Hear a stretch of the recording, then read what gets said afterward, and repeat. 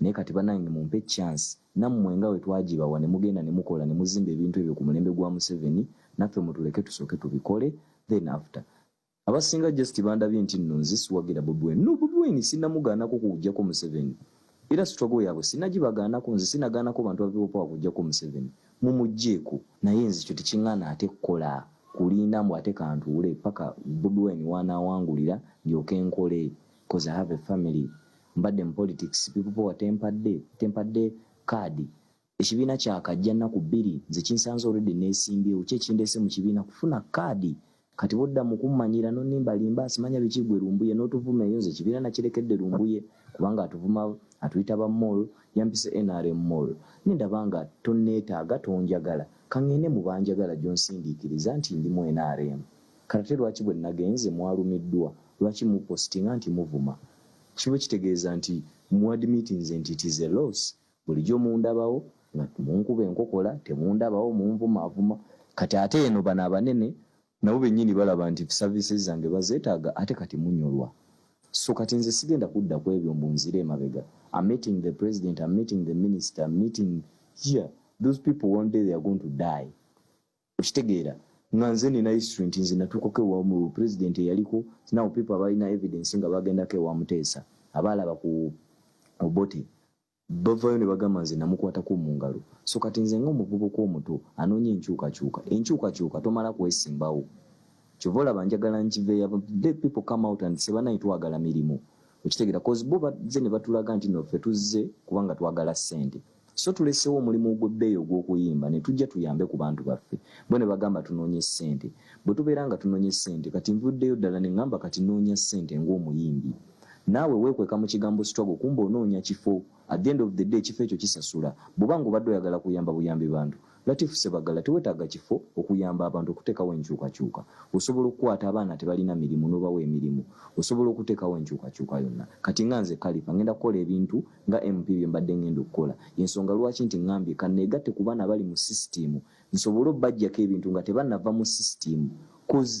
NRM tegenda beera mu bukulembeze paka Museveni tagenda beera mu bukulembeze paka naye nze muggyeko ki nga tannavaawo ndi independent nenga kati lwaki ndi independent ndi furo kolagana na buli omu wefudisi bwajja nga yagala muyimbira oluyimba ngenda muyimbira owadde bwajja ngenda muyimbira era kati saawa zino nafunye chance ng'omuvubuka omuto nkulidde mu ghetto tugamba bayi Museveni nefuna chance ekola nayo oluyimba kiboko fire remix so kati bwe mbeera ngeri nali nsazeewo ng'omuntu teri yankaka genda ku people power ne people power disappointed me ogenda n'ogamba ekisonte musical band yete omuyimbi akulembedde struggle muyimbi omuntu akulembedde struggle muyimbi abatali bayimbi bamwegasseeko nengedda bamuvumanga munyuwachi wanjaga ife twa supportinga Bobi Wine nze kennyini ne Emma Carlos twagenda tuyimbira Bobi Wine ku bivulu bya campaign webbaaka nga power tenajja ne gundi tenakola ki nga bafala balumbuye tebannajja bakajja kati bafuna just bwogerero kosa struggle kufuna fame kubanga bote balina talent nze nafuna fame nga abantu banjagala era naweereza saagisibaako saalimirira muntu nti ono mu mukyawe kubanga tansupportinze you preach about freedom ate abantu bo ne bajja ku page yange ne bantisasa tugenda kukuba obucupa you think you have control over my life you have control over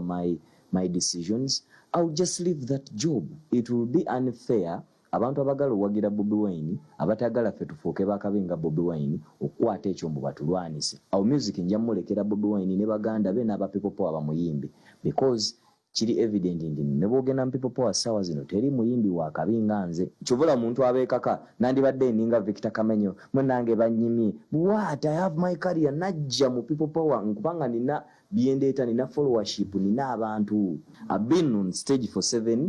years ne stage zembeerako era mbadde mpaana people power kino kiringa omuntu wana kulyamu olukwe nti tubadde tuwana people power for 3 years nebo tutuse ku time nge ekintu kiweddeyo fene batukuba enkokola kati balaga tebatwetaaga just because tewakyali time but could they do such things eri mu ntandikwa twandibadde tetwegatta ku kintu kino ifena tuliye fena tuve olumu tugambe tuve mu kulimbalimba abantu fena tugamba abantu bannange mutuwe emirimu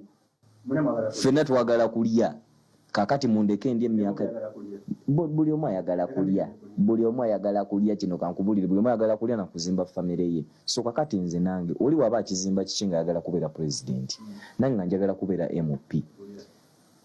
nange nina okukinoonya engeri gye achievingamu ebintu byange mu ngeri yange, kubanga eno mu Uganda tanyamba, tebansasulira renti, nze nina okwebeererawo. So ne munannimba nti munjagala era basigala banguba mu nnyumba, ne munnimba nti nno temunjagala era bajja kusigala banguba mu nnyumba, nze nja okususulira mutabani wange fees, nze nja offa nabyo. Kati mundeke bannange neeyiiye, muleke kunnimbalimba.